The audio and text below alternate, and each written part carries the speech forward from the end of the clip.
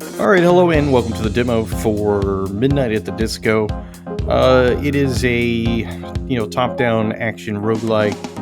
Kind of like a Survivor's like, except for we're actively shooting things. We have a nice disco-style soundtrack going. And this is the gist, and then as you play and level up by collecting records, saving our little lady there, we get to pick like new skills and stuff like that. It's very traditional roguelike action, and it's if you've played similar games, you're gonna feel right at home here, which is fine, I think. And there's a lot to like about the game. I definitely enjoy the music. The overall gameplay mechanic is pretty satisfying. There is a bomb you get, which I am not a huge fan of the bomb. And I think the reason for that is because the bomb isn't very good, but the game really wants you to use it. So there's like kind of an over-reliance on it to kind of get like the, I guess the maximum amount of experience, points, damage, all that stuff. So the game really encourages you to use it. It's just something that's not that good, so I don't use it very often, even though I know I should use it. I just don't care enough to use it.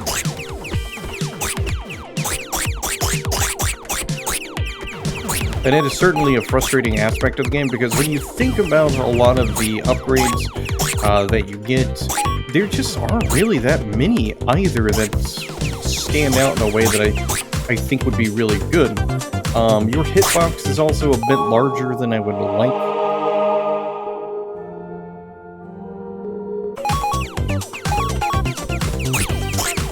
So I'm glad that I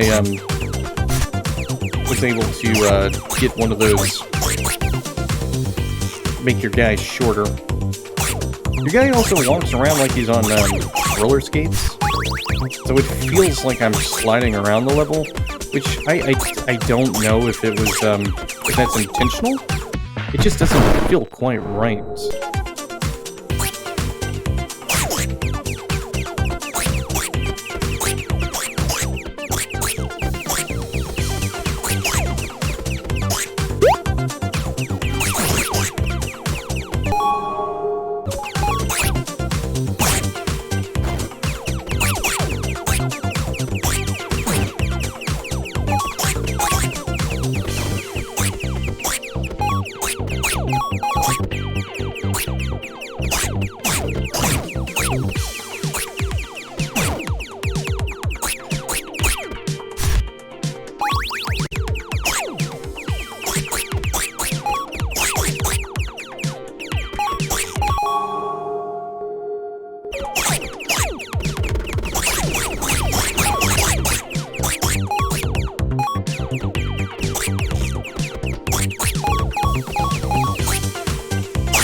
It'd be great if these guys dropped a little bit more experience for me at a faster pace. The laser buddy's pretty good.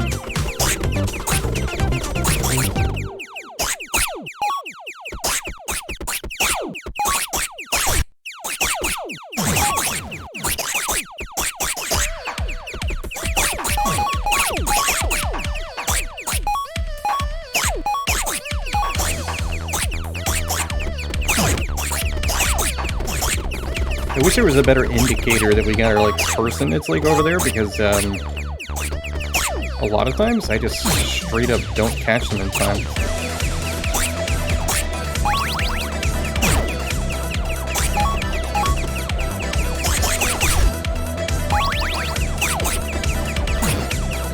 I have been pretty impressed with the high scores that I've seen. I've seen a couple of people with I think up into the well over 30,000.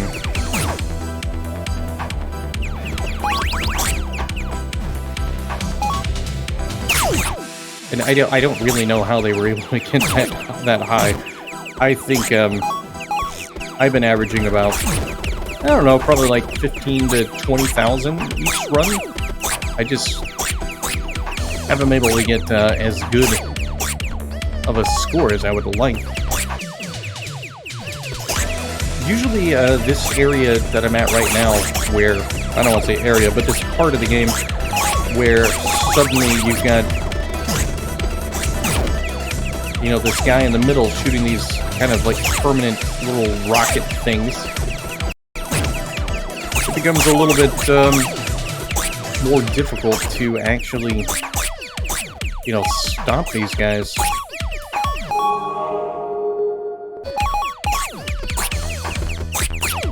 I find you also have to be pretty careful when you are... dang. You also got to be kind of careful when you are trying to do your upgrade, because if you're moving when you hit your upgrade, there's a good chance you're going to kind of move into one of the enemies. Which is obviously not what we're trying to do.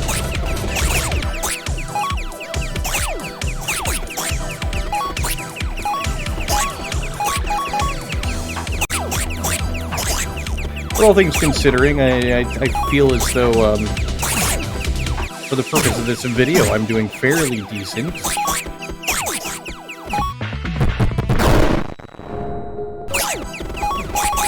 I should have done the increased damage. That would have made more sense.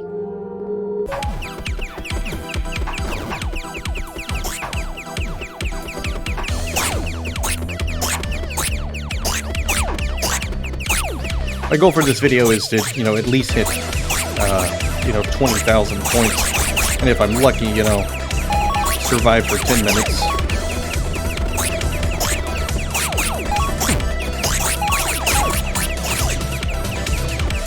I don't think it's gonna happen. I didn't expect the flying monsters so soon.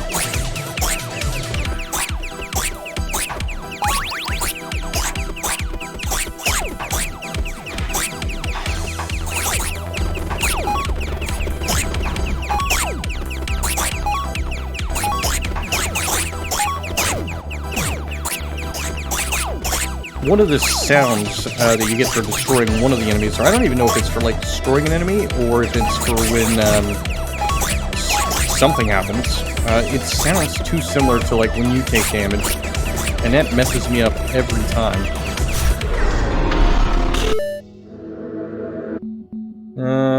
Poop explodes when enemies. We'll just do the explosion.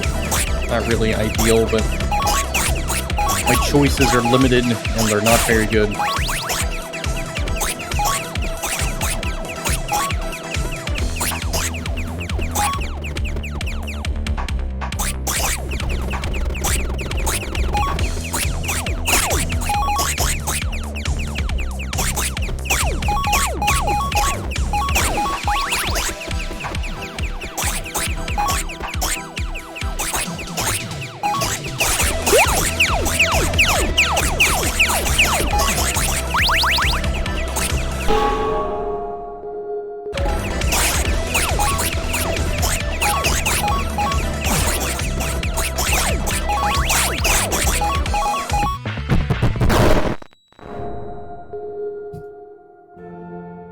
My cat is, you know, in the way right now.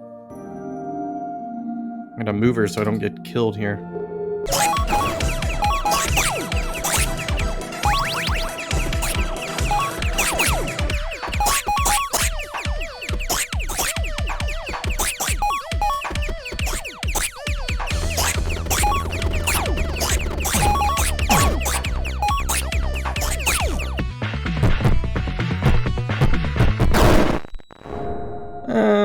Yeah, I should do bouncing. I found it bouncing with, bouncing as an attack, I have learned is actually a really beneficial attack in any game that has bullets. It wasn't something I really ever thought too much on. I always thought it was a kind of silly choice, but, ever since I started using it in Soda Man, I have been playing it, in any game that I see, because I find that it works really well.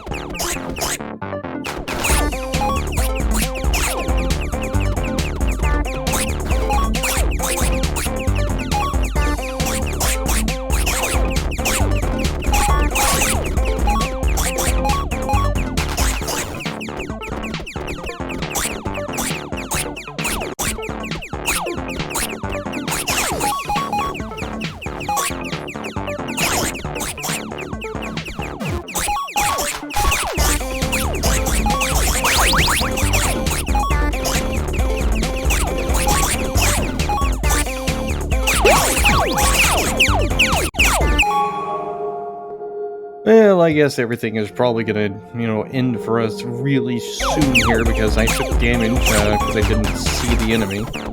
And these guys haven't dropped health for me ever whatsoever for this run, because why would they?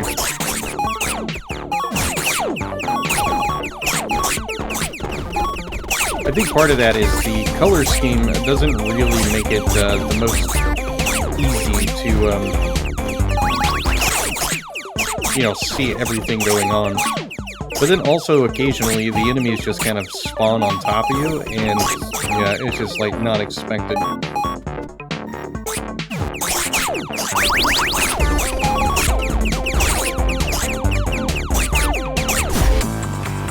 Alright, well I died. Hey, made it the 11 minutes. Let's take the high scores, see where we are.